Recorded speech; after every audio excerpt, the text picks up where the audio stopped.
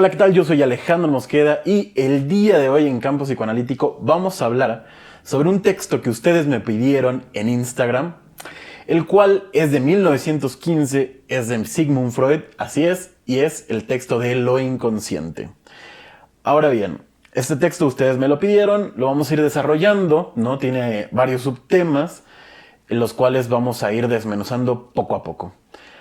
Antes de comenzar el video me gustaría anunciarles a todos los que no han visto, voy a tener una actividad de nueva cuenta en Ciudad de México, presencial, con cupos muy limitados, con mi amigo Juan Manuel Martínez. Se los dejo por acá, el flyer, para que puedan ver y puedan inscribirse a esta gran actividad. Son cupos muy limitados, vamos a hacer una actividad que sea íntima para todos nosotros.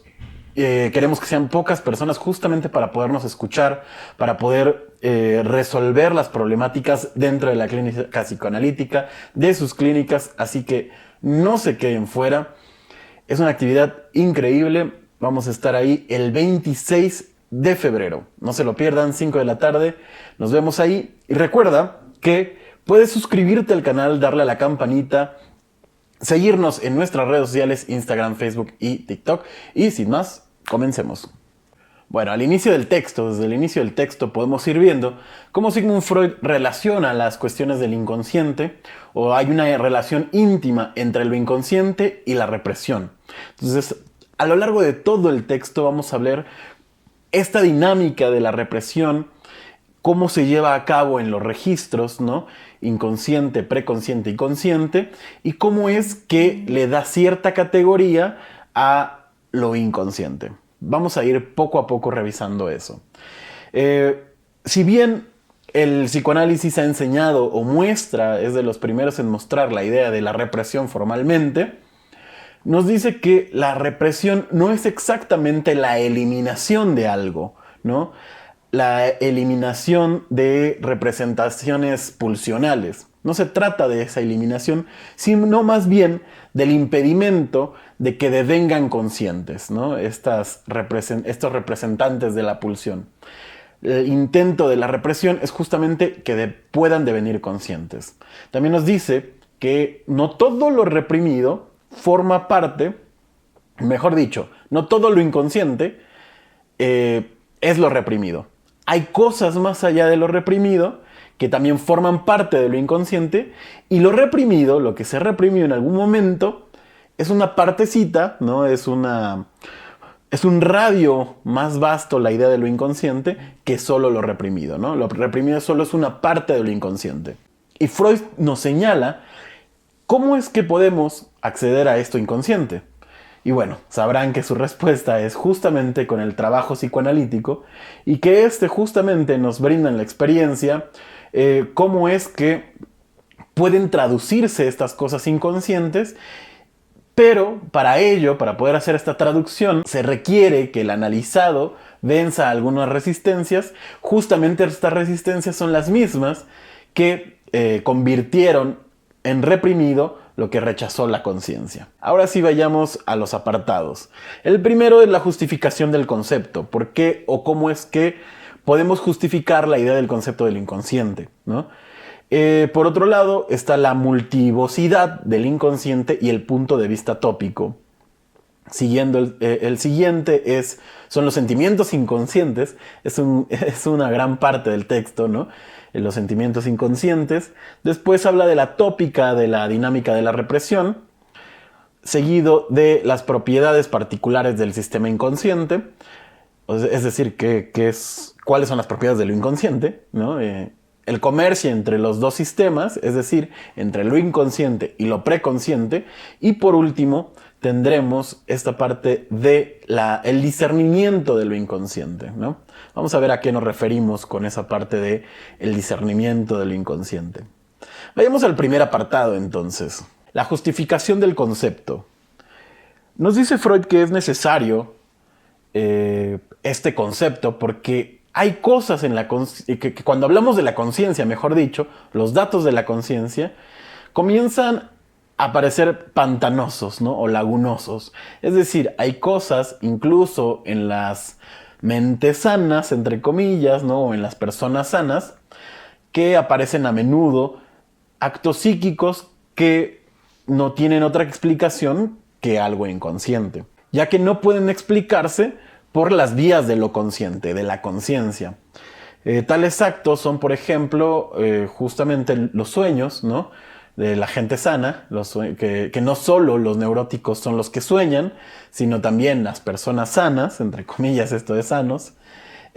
No solo los neuróticos son quienes tienen actos fallidos, por ejemplo, sino también las personas, volvemos entre comillas, sanas. Fenómenos obsesivos y demás cosas no solo le pasan a los neuróticos, ¿no? Entonces nos dice que la utilización del término inconsciente es totalmente necesaria para poder ir pensando todos estos elementos o todos estos actos que suceden en las personas que no son neuróticas. Y nos dice Freud que sería una presunción insostenible, de hecho, exigir que todo lo que sucede en el interior del aparato psíquico, en la parte de lo anímico, tenga que hacerse notorio también la conciencia, ¿no? Es decir, Freud dice que es bastante presuntuoso que todo se lo atribuyamos a la conciencia. Y básicamente nos dice que quien no conoce los hechos patológicos, entonces a este tipo de cosas como los actos fallidos, los sueños y todas estas representaciones o estas formaciones, mejor dicho, del inconsciente, serán cosas fortuitas, ¿no? Dirán, bueno, es una, ¿cómo se dice? Son hechos contingentes, ¿no? Entonces, bueno, ahí nos dice Freud que darle mucho crédito a esta parte de lo consciente es ignorar algo que está sucediendo, ¿no? Y que nosotros, el psicoanálisis, tiene para ofrecer una teoría sobre lo inconsciente. Vámonos con una pequeña cita para no fallar al espíritu del canal, ¿no? Que nos dice lo siguiente: en primer lugar, una conciencia de la que su propio portador nada sabe es algo diverso de una conciencia ajena. Y en general es dudoso que merezca considerarse siquiera una conciencia así, es decir, ajena, en que se echa de menos su rasgo más importante. El que se rebeló contra el supuesto de algo psíquico inconsciente no puede quedar satisfecho trocándolo por una conciencia inconsciente. En segundo lugar, el análisis apunta que los diversos procesos anímicos, tales que discernimos, gozan de un alto grado de independencia recíproca, como si no tuvieran conexión alguna entre sí y nada supieran unos de otros. Debemos estar preparados, por consiguiente, a admitir en nosotros no solo una conciencia segunda, sino una tercera, una cuarta y quizá una serie inalcanzable de estados de conciencia desconocidos para nosotros, todos ellos, y que se ignoran entre sí. En tercer lugar, entra en la cuenta un argumento más serio. Por la investigación analítica llegamos a saber que una parte de estos procesos latentes poseen carácter y peculiaridades que nos parecen extraños y aún increíbles, y contraria directamente las propiedades de la conciencia que no son familiares. Ello nos da fundamento para reformular aquel razonamiento vuelto hacia la persona propia. No nos prueba la existencia en nosotros de una conciencia segunda, sino de actos psíquicos que carecen de conciencia. Esa parte me parece genial. ¿Por qué? Porque lo que nos está diciendo Freud en un primer momento es que si la idea, lo que nos dice al inicio justamente, es algo que no podemos eludir. Nos dice que justamente una conciencia de la cual el portador, es decir, yo mismo, ¿no? Por decirlo de alguna forma, no conozca, ¿no? Lo que esté pasando en esta conciencia, entre comillas, sea algo que no conozco, no puede ser una conciencia ajena, es decir, no puede ser una conciencia de otra persona, ¿no? Porque si fuese así, entonces estaríamos pensando en que no puede haber solo una conciencia ajena a mí, sino una tercera, una cuarta, una quinta y quién sabe cuántas conciencias más habría fuera del portador. Esto es algo genial para la teoría freudiana, justamente, porque si recuerdan, la teoría freudiana, lo inconsciente es algo personal, ¿no? Es algo de la propia persona, del aparato psíquico. Aunque si bien en este texto dice algo muy importante que después tal vez se pierde, que tiene que ver con lo biológico, aún así para Freud la cuestión del inconsciente es algo personal, ¿no? El propio portador dice ahí. Entonces, bueno, nos dice que el hecho de que no conozcamos algo de lo que está sucediendo en la conciencia de esta persona no quiere decir que sea una conciencia segunda, sino más bien quiere decir que son actos que no pasan por la conciencia. Entonces, pasemos a este segundo apartado. En ese segundo apartado nos va a hablar justamente de una separación de un sistema que tiene Freud, que plantea Freud, ¿no? Primero tenemos hasta ahorita en este texto, tenemos el inconsciente y lo consciente, ¿no? Lo consciente y lo inconsciente. Entonces, nos empieza a decir cómo es que funciona la idea de la represión en estos dos sistemas. Voy a ir con una cita, pero vamos a irla poco a poco leyendo, ¿no? Dice lo siguiente.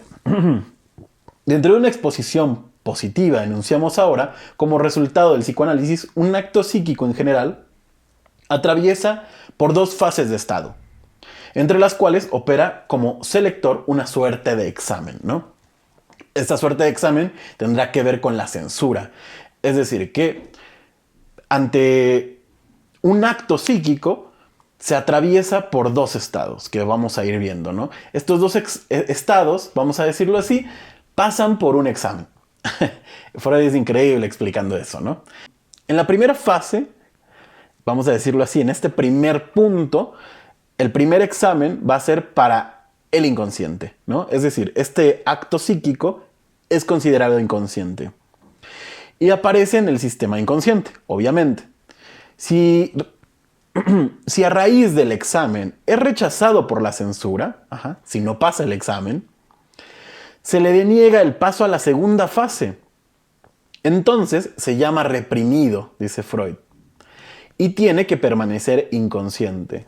Es decir, que si este acto psíquico en primera instancia no pasa el examen, es censurado, entonces tiene que quedarse en el registro de lo inconsciente, ¿no? No puede pasar a la conciencia. Y continúa Freud diciendo, pero si sale airoso de este examen, entra a la segunda fase y pasa a pertenecer al segundo sistema, que llamaremos el sistema consciente. Entonces, hay dos pruebas para un acto psíquico, ¿no? En el primero, si no lo pasa, se queda como inconsciente. Si logra pasar este primer examen, entonces pasará al sistema consciente. Pero dice Freud, pero su relación con la conciencia no es determinada todavía unívocamente por esta pertenencia. Es decir, que aunque pertenezca al registro de lo consciente, no es aún consciente como tal, ¿no? Sino susceptible de la conciencia. Hay una diferencia ahí, que sea susceptible a la conciencia o que sea consciente. Según la expresión de Breuer, dice Freud. Vale decir ahora, puede ser objeto de ella sin una particular resistencia, toda vez que se reúnan ciertas condiciones. En atención a esta susceptibilidad de conciencia, llamamos al sistema consciente también el preconsciente. Entonces ahí Freud nos está agregando otro registro, ¿no? Teníamos el inconsciente, el consciente, y en medio de estos dos tendríamos el sistema preconsciente. Es decir, que cuando pasa el examen, lo que nos está diciendo Freud ahorita, que cuando pasa el examen, este acto psíquico, no pasa directamente a la conciencia. Es susceptible de la conciencia, pero está en un, no sé si decirlo así, subregistro, ¿no? Que sería lo preconsciente. Entonces, bueno, continuemos. Si se llegara a averiguar que a su vez el devenir consciente de lo preconsciente es codeterminado por cierta censura, deberíamos aislar entre sí con rigor los sistemas preconsciente y consciente. Provisionalmente, basté con establecer que el sistema preconsciente participe de la propiedad del sistema consciente y que la censura rigurosa está en función en el paso del inconsciente al preconsciente, o consciente entre paréntesis, ¿no? Con la aceptación de estos 2 o 3 sistemas psíquicos, el psicoanálisis se ha distanciado otro paso de la psicología descriptiva, de la conciencia, y se ha procurado de nuevo un planteamiento y un nuevo contenido. Aquí, bueno, sabemos que el psicoanálisis de Freud se distancia mucho de la psicología, y esta es una de las pruebas, ¿no? Nos dice que esta dinámica de estos registros y cómo un acto psíquico pasa por ellos, no es un acto meramente descriptivo, a diferencia de como pasa en la psicología, que termina describiendo los actos de la conciencia, ¿no? Entonces es un paso diferenciador a la psicología. Por otra parte, me gustaría leerles esta cita, que les digo, o los decía hace un momento, que esta genialidad después la pierde Freud. No quiero decir que no sea genial lo que después menciona, sino que después pierde de nuevo el camino a lo que está diciendo en este momento. Que dice, nuestra tópica psíquica probablemente nada tiene que ver con la anatomía. Se refiere a regiones del aparato psíquico, donde quiera que estén situadas dentro del cuerpo. Ahí es donde se contradice un poco, ¿no? Y no a localidades anatómicas. Es decir, que para Freud, nuestro sistema inconsciente, o nuestro tópico inconsciente, o nuestra tópica psíquica, mejor dicho, perdón, no está en algún lugar, en alguna parte del cerebro, ¿no? No exactamente está en la anatomía. Y donde creo que hace el tropiezo es justamente diciendo, pero está en el cuerpo, ¿no? Están situadas dentro del cuerpo, pero no tienen una localización precisa en la anatomía. Y bueno, para ir terminando este apartado, nos dice una manera importante de lo que se trata el psicoanálisis, ¿no? Un proceso, nos da un guiño de cómo se maneja esta idea de lo reprimido en un análisis. Y nos dice que, en primera instancia, cuando uno interpreta justamente lo reprimido, vamos a ponerlo así, que uno le puede decir al paciente, esto que reprimías es esto, ¿no? No por ello hay una modificación en su estado psíquico. Es decir, hacer consciente lo inconsciente no cura al paciente. Incluso, en algunas ocasiones nos menciona Freud, que tendrá un efecto contrario. Es decir, que habrá una nueva desautorización de la representación reprimida, ¿no? Entonces, cuando uno interpreta aquello que fue reprimido, en ocasiones surge algo contrario que la cura, ¿no? Termina siendo o generándose mayor resistencia. Lo que sí nos dice es que hacer consciente lo inconsciente lo que permite es que el paciente tiene ahora la representación bajo 2 sistemas, ¿no? Bajo 2 lugares diferentes del aparato anímico.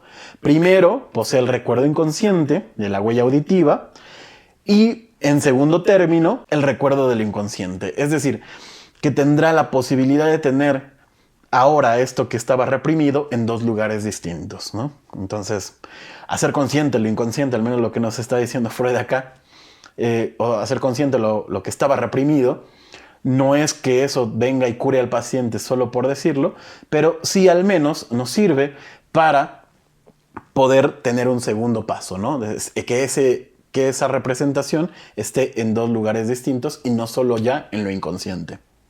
Con ello podemos pasar entonces a la idea de los sentimientos inconscientes, este apartado en donde se habla justamente de la afectividad y que se tiene pensado como el odio inconsciente o al padre, ¿no? O los celos inconscientes a la madre, y nos va a explicar un poco si los sentimientos en realidad son o no son inconscientes, ¿no? Entonces, sentimientos inconscientes. ¿Qué dicen ustedes? ¿Hay sentimientos inconscientes o no hay sentimientos inconscientes? Déjenlo en la caja de los comentarios.